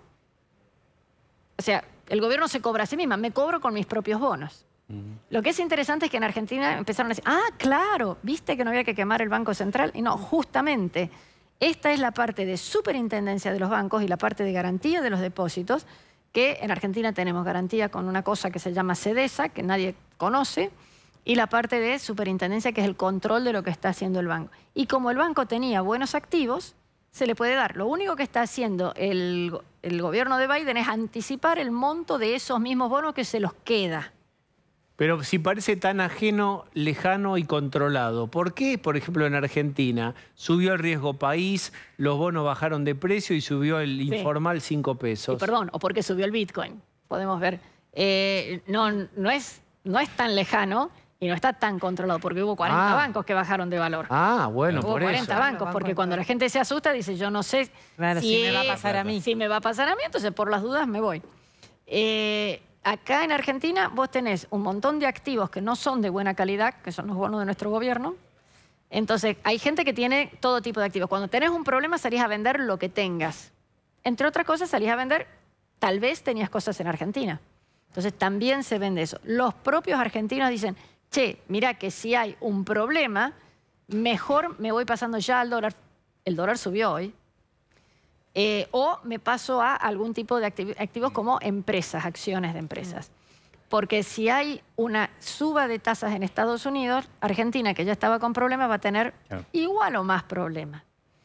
Entonces, están relacionados y todo el sistema financiero internacional está imbricado. El Silverbank tenía, por ejemplo, en una sucursal, o no sé cuál sería la forma jurídica, en Inglaterra. El que vendió por una libra. Espera un poquito. Ya se lo compraron. Te voy a dar una sorpresa. Espera un poquito. A ver, yo quiero hablar por teléfono. A ver, ¿tenemos para hablar por teléfono? ¿Aló? ¿Aló? No tiene límite. Chau, chau, chau, chau, chau. Chau. Hola, tiene que... How are you, Marcelo? Yo sé que andan con algunas turbulencias, pero mandale abrazo grande a Guillermina. ¿Te vas a volver a juntar con Guillermina? Que se junten, que se junten. Dicen que soy aburrido. ¿Aburrido? ¿Será porque no vivo en Mar-a-Lago? Please, les pido que confíen en el sistema bancario. Coméntale, por favor, a todos los directivos de ahí del canal que sé que tienen la quita en Nueva York, que se queden tranquilos, que duerman sin frazada, no hay nada que asustarse. Y para los que sientan un poco nerviosos, dejo esta imagen que les va a devolver la confianza en mi autoridad. Bueno, es una imagen de autoridad. El otro día viajó a Kiev, en Ucrania, y fue un acto fuerte de gobierno. Tiene que reelegir Biden y ahora salió a llevar tranquilidad. Mira al líder del mundo libre. Mira esta imagen. Mira. A ver. Mira. A ver. Están lentos, ¿eh? Sí, estamos. Apretar botón. Apretar botón. Producción. Ahí va. Ahí va. And can you assure Americans that there won't be a ripple effect? Do you expect other banks to fail, Mr. President? Should all depositors be protected at all banks? President, what do you know right now about why this happened? Goodbye. Me voy a la mierda.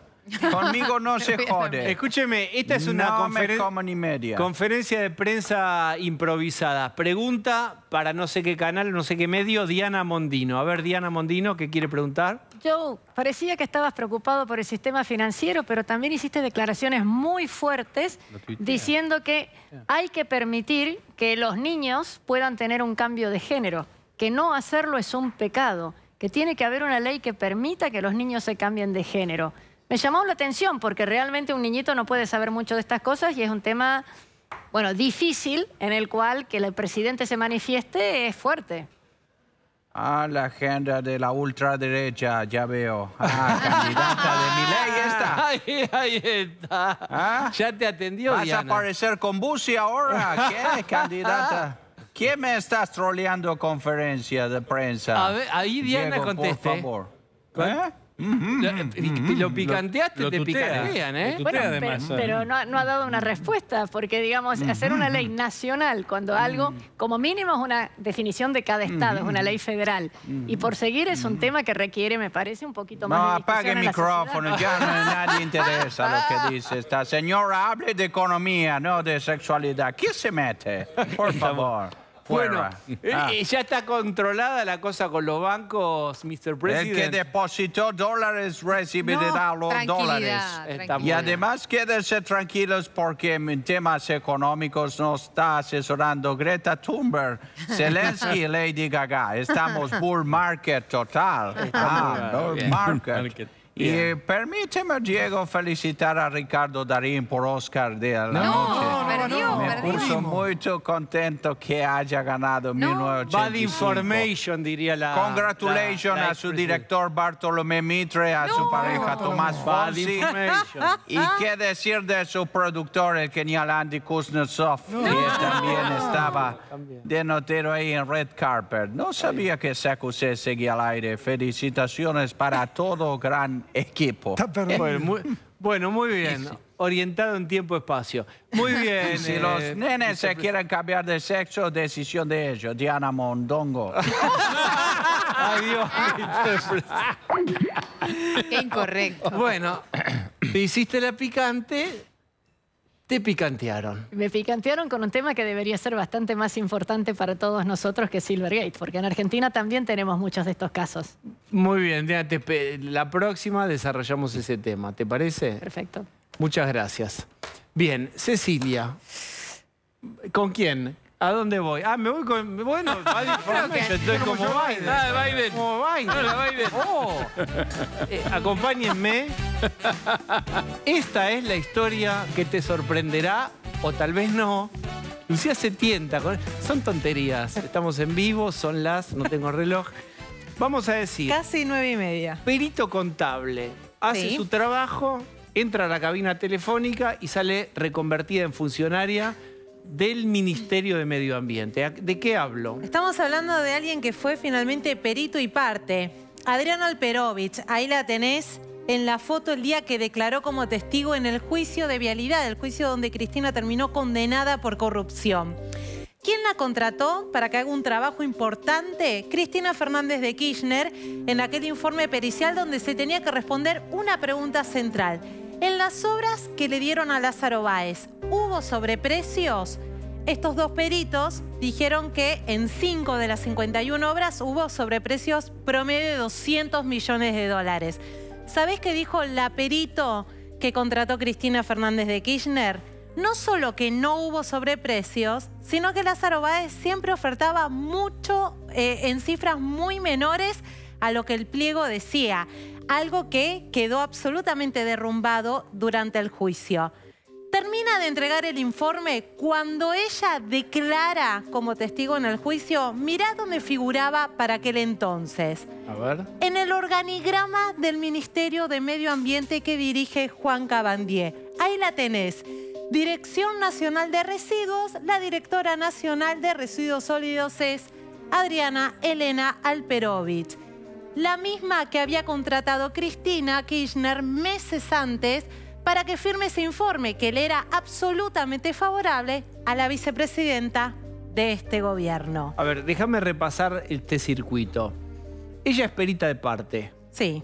Cada perito de parte es particular, vos pagás, contratás a alguien y ese alguien se juega su matrícula, su firma, su prestigio, se arriesga. Sí. Hasta ahí nada que objetar. ¿Qué es lo objetable acá? ¿Que esta señora ya venía trabajando en el Estado o que pasa a trabajar al Estado? Entrega el informe pericial y a los pocos meses la designan directora nacional de residuos sólidos. Pero lo controversial, fíjate, es lo que los jueces señalaron sobre el accionar, sobre el profesionalismo de esta perito cuando declaró en el juicio. Desestimaron todo lo que ella dijo cuando quiso defender que Lázaro Báez no había cobrado obras con sobreprecio.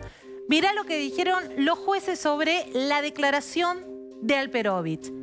Su declaración fue parcial, tendenciosa, para asegurar la impunidad de las personas sujetas a investigación, sobrepasando los límites de la tarea pericial. Pero casi la incriminan. Lo que le dijeron es, su testimonio no lo vamos a poder tomar en cuenta porque no es convincente, porque lo único que quiso hacer fue asegurar la impunidad de las personas que estaban siendo investigadas, entre ellas, claramente, a la vicepresidenta. ¿Pero ella llegó a declarar ya siendo funcionaria? Exactamente. Cuando ella es citada como testigo en el juicio, ella ya era funcionaria. ¿Por qué declara como testigo en el juicio? Porque cada vez que hay un informe pericial, los jueces siempre quieren escuchar qué metodología implementaron los peritos para llegar a esa conclusión. Hay otro tramo en la sentencia donde los jueces dicen que la perito nunca pudo explicar su metodología y cuando intentó explicarla o determinar cómo ella concluyó que no hubo sobreprecios, su metodología fue errónea, no lo pudo explicar y sus conclusiones básicamente lo que señalaron es quisieron ajustarse a una caja. La caja era Lázaro Báez hizo todo bien, no había delito. Mi pequeña pregunta ingenua es, ¿esta señora o señorita es idónea en cotizar obra pública o en temas ambientales o A y B o en ninguno? Bueno, lo que señalaron los jueces es que, al menos en materia vial, que era lo que importaba en este juicio, no tenía ninguna competencia, no tenía ningún conocimiento, pero lo que más le critican fue su tono tendencioso, es decir, básicamente su trabajo pericial lo puso a disposición de una defensa, la de Cristina Fernández de Kirchner. Y cuando explican todo esto, los jueces dicen, ¿por qué no vamos a tomar en cuenta sus dichos? Porque si ese gobierno, el de Cristina Kirchner, defraudó en 85.000 millones de pesos al Estado, entre otras cosas fue porque efectivamente corroboramos que hubo sobreprecios en las obras que le dieron a Lázaro Báez. La última, y hablando de precios, podemos preguntar porque es una función pública, es una posición en el Estado. ¿Hay algún estimado de cuánto percibe mensual la ex perito de la vicepresidenta? Hoy preguntamos, primero, obviamente, si seguía en funciones, nos señalaron que sí, y también dentro del gobierno nos dijeron que un director nacional tiene un salario que no baja de los 600.000 pesos. Que llegado al caso es el salario percibido por una función. Acá lo que se le está discutiendo es otra cosa y básicamente lo que se le está diciendo es no hizo un trabajo técnico, no hizo un trabajo pericial. Lo que vino a hacer fue garantizar la impunidad de Cristina Kirchner. Muy bien, gracias. Como ustedes ven, el manejo absolutamente arbitrario, indiferenciado entre la actividad privada y el Estado. Que la pongan ahí en esa posición. ¿No había ofrecido en algún momento Vicky Donda poner a alguien que trabajaba para ella? Yo te puedo arreglar, si vos aceptás tal sueldo, yo te retraslado a algún lugar o te doy tal o cual plan. El manejo del Estado, de sus recursos, como si fueran propios. Voy a volver a la mesa y vamos a encontrarnos con un candidato o precandidato a gobernador y otro a intendente. Ambos de la misma provincia y es de Córdoba. Te arrancaste al revés, Dieguito. ¿Por qué? Porque ahí está frente a dos precandidatos a gobernador. ¿Cómo, amigos? He sido engañado. Lo tuyo más imparcial que lo de la perito. Sí. A mí me dijeron, a ver, perdón, me interesa esto y la confusión incluso al aire. A mí me vendieron que ustedes llegaron a un acuerdo y que uno iba para intendente y otro iba para gobernador. ¿Y vos compraste? Sí. ¿No? Bueno, Sí, no, claro. te vendieron. Pero el gobernador va a haber uno solo. Sí. Bueno, Así es. Así, gobernador va a haber uno solo, intendente va a haber uno solo, pero claramente ese es un tema que todavía lo estamos discutiendo, lo estamos estudiando y claramente hemos hecho una encuesta que cuando tengamos los resultados vamos a estar comunicándolo. Pero ahí, ¿qué bueno, van a es decir? una ¿Quién va de- novedad, ¿eh? ¿Quién Yo va de tenía intendente, Pablo, quién va no de teníamos... gobernador? ¿O quién va de gobernador y quién va de vice? El tema es que los dos llegaron a un acuerdo en ver que no iba a haber una sangría en uno de los principales distritos para Juntos por el Cambio. Acordémonos que si Macri no ganaba en Córdoba, no era presidente de 2015. Entonces, Luis Juez y Rodrigo de Loredo, en una provincia que no hay paso, que no hay primaria, llegaron a un acuerdo. Antes parecía y contábamos que se estaban peleando y los tenemos junto acá. Sí. Lo que me lamento es que no veo ni la gaseosa ni el Fernet para que hagan en vivo la fórmula del Fernet. Pero después, finalmente, ¿qué pasa? Una encuesta, ¿se pusieron de acuerdo en una encuesta? Bueno, es así como lo presentás, Pablo, y está bien, digo, la introducción que haces porque, bueno... Si está mal la corregimos, no pasa nada. Por supuesto, pero nos da pie para contar algo. El peronismo está muy preocupado por cómo resolvemos nosotros esto que lamentablemente es una rareza, ¿no? Que dos dirigentes que tenemos una muy buena relación personal, de afecto y de respeto, pero estamos transparentemente compitiendo por quién representa Juntos por el Cambio en la provincia, nos pongamos de acuerdo con un método que de alguna manera lo hacemos por un sentido de responsabilidad y por una preocupación de lo que estamos viendo que sucede con Juntos por el Cambio en muchos distritos y en el país también, ¿no? La verdad que yo lo veo, lo conversamos siempre con Luis y nos preocupa. En Tierra del Fuego hay problemas, en Río de Negro vamos separados, en Tucumán, en Chubut hay internas y hay tiroteos, en Tucumán creo que se ha arreglado ahora, lo de Mendoza también es muy complejo. Bueno, y Córdoba, como bien presentás vos, Pablo, es un distrito clave. Y bueno, nos hemos puesto de acuerdo que sea un método. Nosotros radicales nos gustan más las internas, Luis viene de otra expresión política. Yo esto sí que no lo vi, es como, son dos candidatos a lo mismo que van por los pueblos y las ferias y a los canales de televisión. Y hemos ido todo el 2022 juntos. Y estando de acuerdo mucho, ¿y cómo se van a diferenciar? Digamos, no tenemos un solo lote, digamos, yo llevo los dos, ¿cómo se hace? Pero hoy el objetivo no es diferenciarse, el objetivo es potenciarse. O sea, los caminos de la confrontación, nosotros los opositores en Córdoba los transitamos durante 24 años. Fuimos extremadamente vanidosos muchas veces a la hora de tomar decisiones y eso le dio al peronismo 24 años de poder en la provincia de Córdoba. Hemos elegido un método que significa, bueno, tenemos dos candidatos, ambicionamos, aspiramos el mismo lugar. Bueno, potenciémonos. Potenciémonos, lo que vos tenés a mí me falta, lo que a mí me falta a vos te sobra. Se largó Schiaretti. El otro día dio una entrevista a Clarín. Para el que le gusta la política, es súper raro escuchar una entrevista al gringo Schiaretti. Se largó, dice, no somos el peronismo no tiene que ser Kirchner. Se despega fuertemente eso es mentira. del kirchnerismo. No, eso es mentira. En Córdoba tiene una alianza con el kirchnerismo para acompañar al intendente de la ciudad de Córdoba. Esa misma semana que Schiaretti daba la conferencia de prensa, ese mismo miércoles en la Cámara de Diputados, su diputado votaba en la reforma previsional. Esa cosa de en Córdoba decimos una cosa, venimos a Buenos Aires decimos otra, pero cuando tenemos que armamos como arma el peronismo con todo el mundo, porque cuando se trata de discutir poder. Pero bueno, es una picardía inteligentemente instalada. Pero a la hora de funcionar, de pensar, de actuar, actúan más o menos como el mismo modelo. Una pregunta. Cierro ahí. Sí. Voy con Pablo, con Rolo, porque es interesante esta entrevista que estamos teniendo con los dos. Es bastante novedosa, me parece. No hay un peronismo, entre comillas, se habló millones de años de esto, racional en el centro, donde está Urtubey, dice que está Randazzo, están hablando con una serie de gente que no son kirchneristas. No. ¿Puede haber ahí un espacio? Estaba más ahí. No me lo preguntes a mí porque va de suyo de que pienso de que no, digamos. El peronismo es de por sí más que una cosmovisión ideológica o de gestión, es una estrategia de sostenimiento en el poder. Entonces van con ultra pragmatismo, van de un lado al otro. Ahora, viste, se lo fuman a Massa, que es más ortodoxo que lo que era Guzmán. Fueron menemistas, dejan de serlo, inmediatamente confunden el electorado. Esa es la visión que tengo del peronismo. Yendo a Córdoba, nosotros no negamos un legado de Juan Schiaretti en la provincia de obra pública, que es evidente y que era necesario para Córdoba. Pero el modelo que se dice exportar lejos está de ser... Mira, te voy a poner estos términos. Muchas legislaciones institucionales que tiene Córdoba las desearía Cristina Fernández de Kirchner y no las puede conseguir en la Nación por la oposición de Juntos por el Cambio. ¿Cómo se designa el fiscal general en Córdoba? Con mayoría simple, como quiere Cristina su procurador. ¿Cómo es el Consejo de la Magistratura en Córdoba? Con mayoría total de la oposición y ausencia del oficialismo y ausencia de la oposición. ¿Tiene balotaje Córdoba? No tiene. ¿Tiene paso Córdoba? No tiene. ¿Qué ha pasado con el Poder Judicial de Córdoba? Está colonizado. Entonces, bueno... Como en muchas provincias. Como en muchas provincias.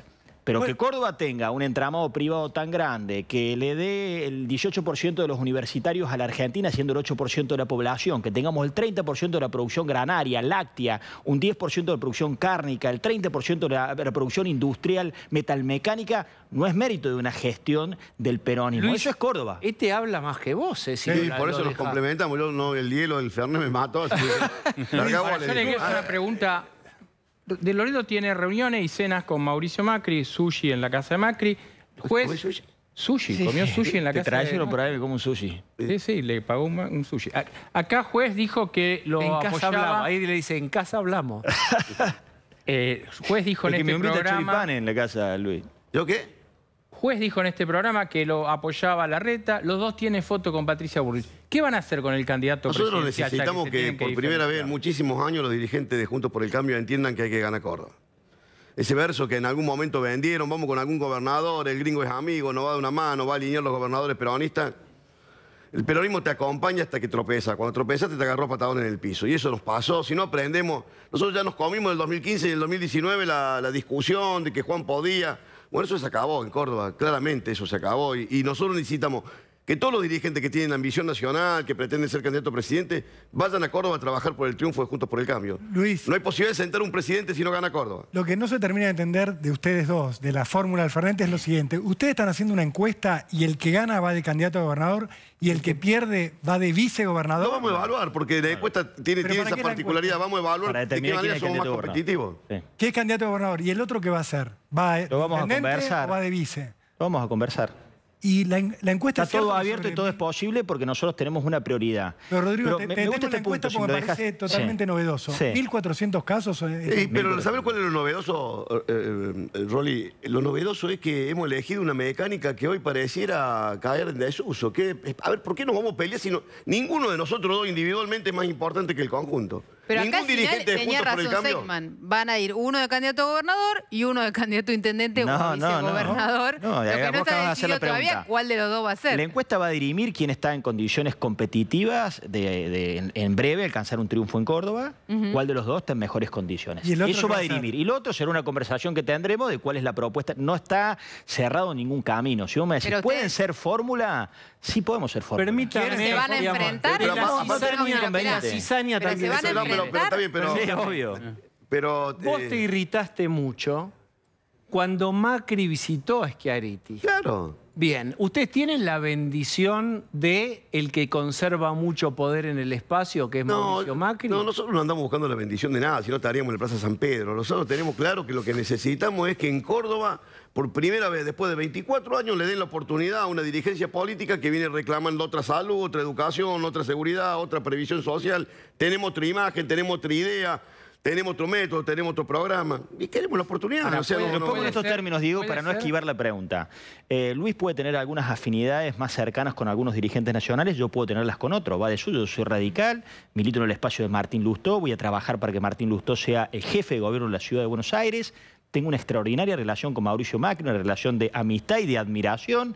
Él tiene un vínculo muy bueno con Horacio Rodríguez Larreta, ambos dos con Patricia Bullrich.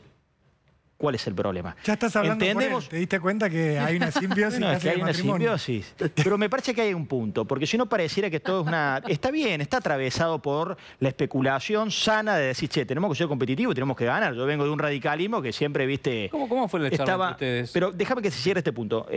Un radicalismo que estaba en confort siendo parlamentario, oposición. Tenemos que ganar las elecciones.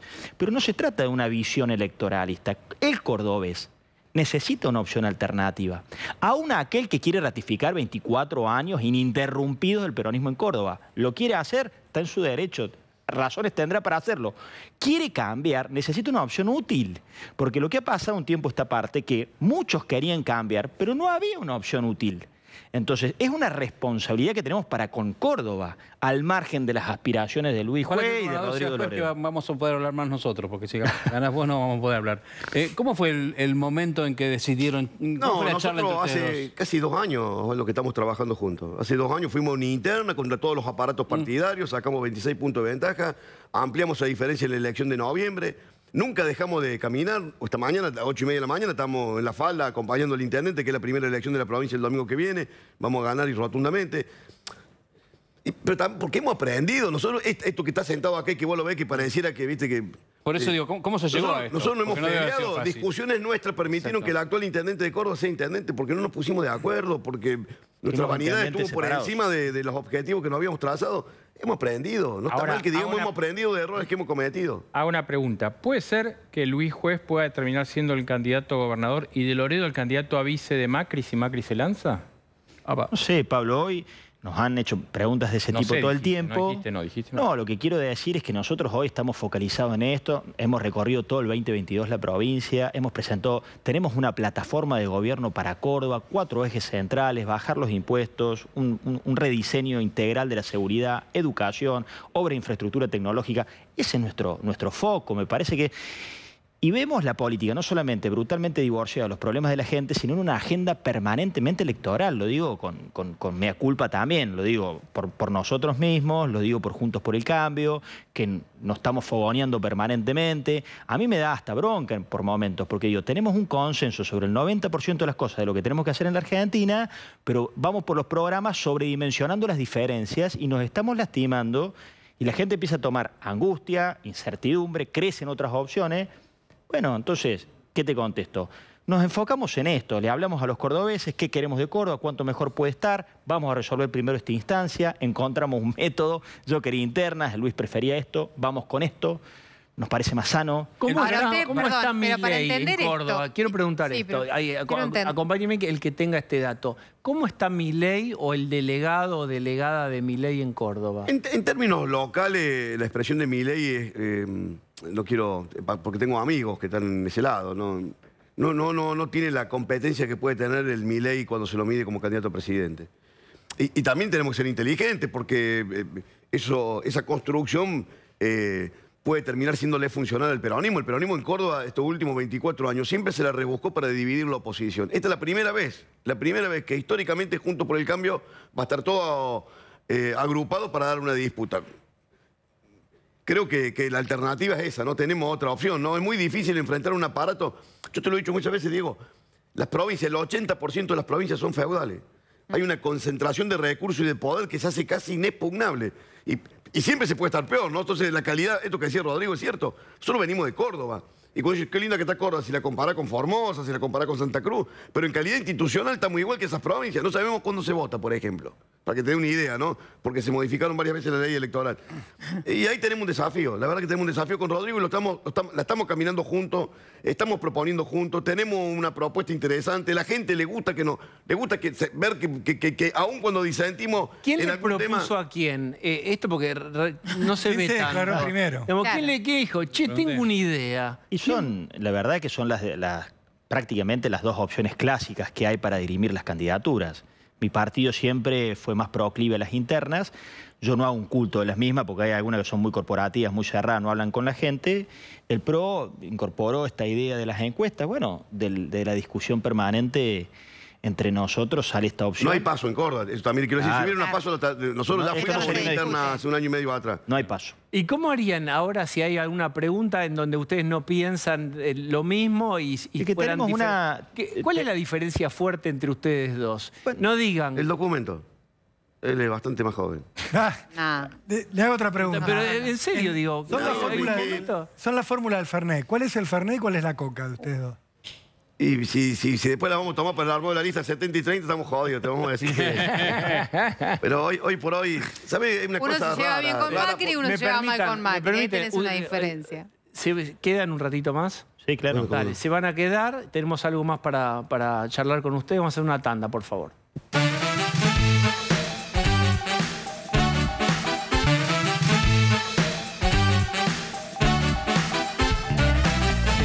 Bueno, seguimos con esta curiosidad política, que es que estos dos señores, ambos, salen de gira y son ambos candidatos o precandidatos a gobernador. Bien. Dicho esto, Pablo de León les pregunta que... El día lunes vuelve Macri y va a ir a Rosario, ¿no? En medio de lo que está pasando allí en la ciudad. ¿Va a ir a Córdoba a verlo, a sacarse una foto con ustedes? Entiendo que sí. No voy a aventurar una fecha que más o menos ellos están planificando. Puede ser esta semana no, semana que viene. Está en Córdoba presentando el libro. Ajá. Para mí es un honor que venga a Córdoba. Los y ahí van a quieren estar los mucho. dos. ¿Sí? ¿El resultado de la encuesta cuándo se conoce? En la que va a definir cuál es... Puede ser este fin de semana o cuando se termine de cargar. Por eso quizás depende un poco de eso, si se sacan la foto de los dos con Macri o uno y uno. No. Nosotros tenemos un esquema de... Nosotros somos jodidos por esas cosas. La verdad que todas esas cosas tradicionales, la foto, el coso, la bendición. Nosotros somos Juez no se terriblemente quiere autónomos. sacar Somos la muy, foto. demasiado Lo que pasa cordobeses. es que no se quiere sacar la foto con Macri. Somos demasiado cordobeses. No, nosotros... No, han pretendemos, venido yo todos particularmente a Córdoba, pretendemos... Luis, sí. ¿no? Han venido todos a Córdoba y hemos recibido van a ir todos. Hablando de fotos, ustedes me permiten, quiero compartir. Esta es una foto de los últimos días, de las más representativas. Y es, bien, esta es la foto de la proclama por la vuelta de Cristina y un poco también para marcarle la cancha a Alberto Fernández. Ahí es donde Máximo dijo que alguien, sin citar a Alberto, parece más interesado en ganarle a Cristina que sacar adelante la Argentina. ¿Qué te parece ese encuentro? Esos pibes, si Cristina no es candidata, tienen que laburar y no saben. En su vida agarraron una pala. Entonces hay que ser coherente. Yo le asigno la coherencia de decir, Cristina tiene que estar en la boleta porque si no, nosotros ¿qué hacemos? Y esta es la verdad. Cristina, nos guste o no nos guste, es la única de toda esa tropa que está ahí que junta votos.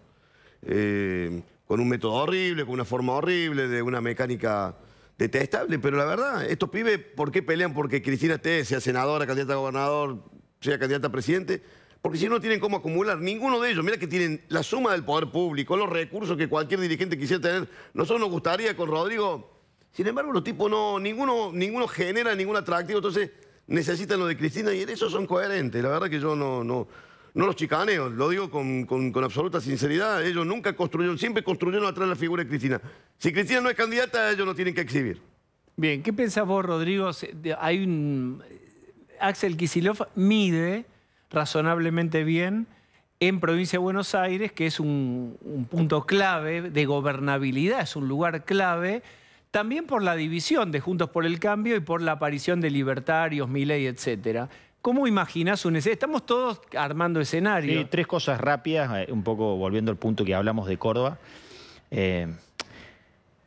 Primero, no podemos nunca nosotros subestimar al peronismo, porque si el peronismo es ante todo una estrategia electoral, lo que hay que preguntarse en el mundo no es por qué los populismos empobrecen a sus sociedades, sino por qué los populismos, empobreciendo sus sociedades, ganan elecciones.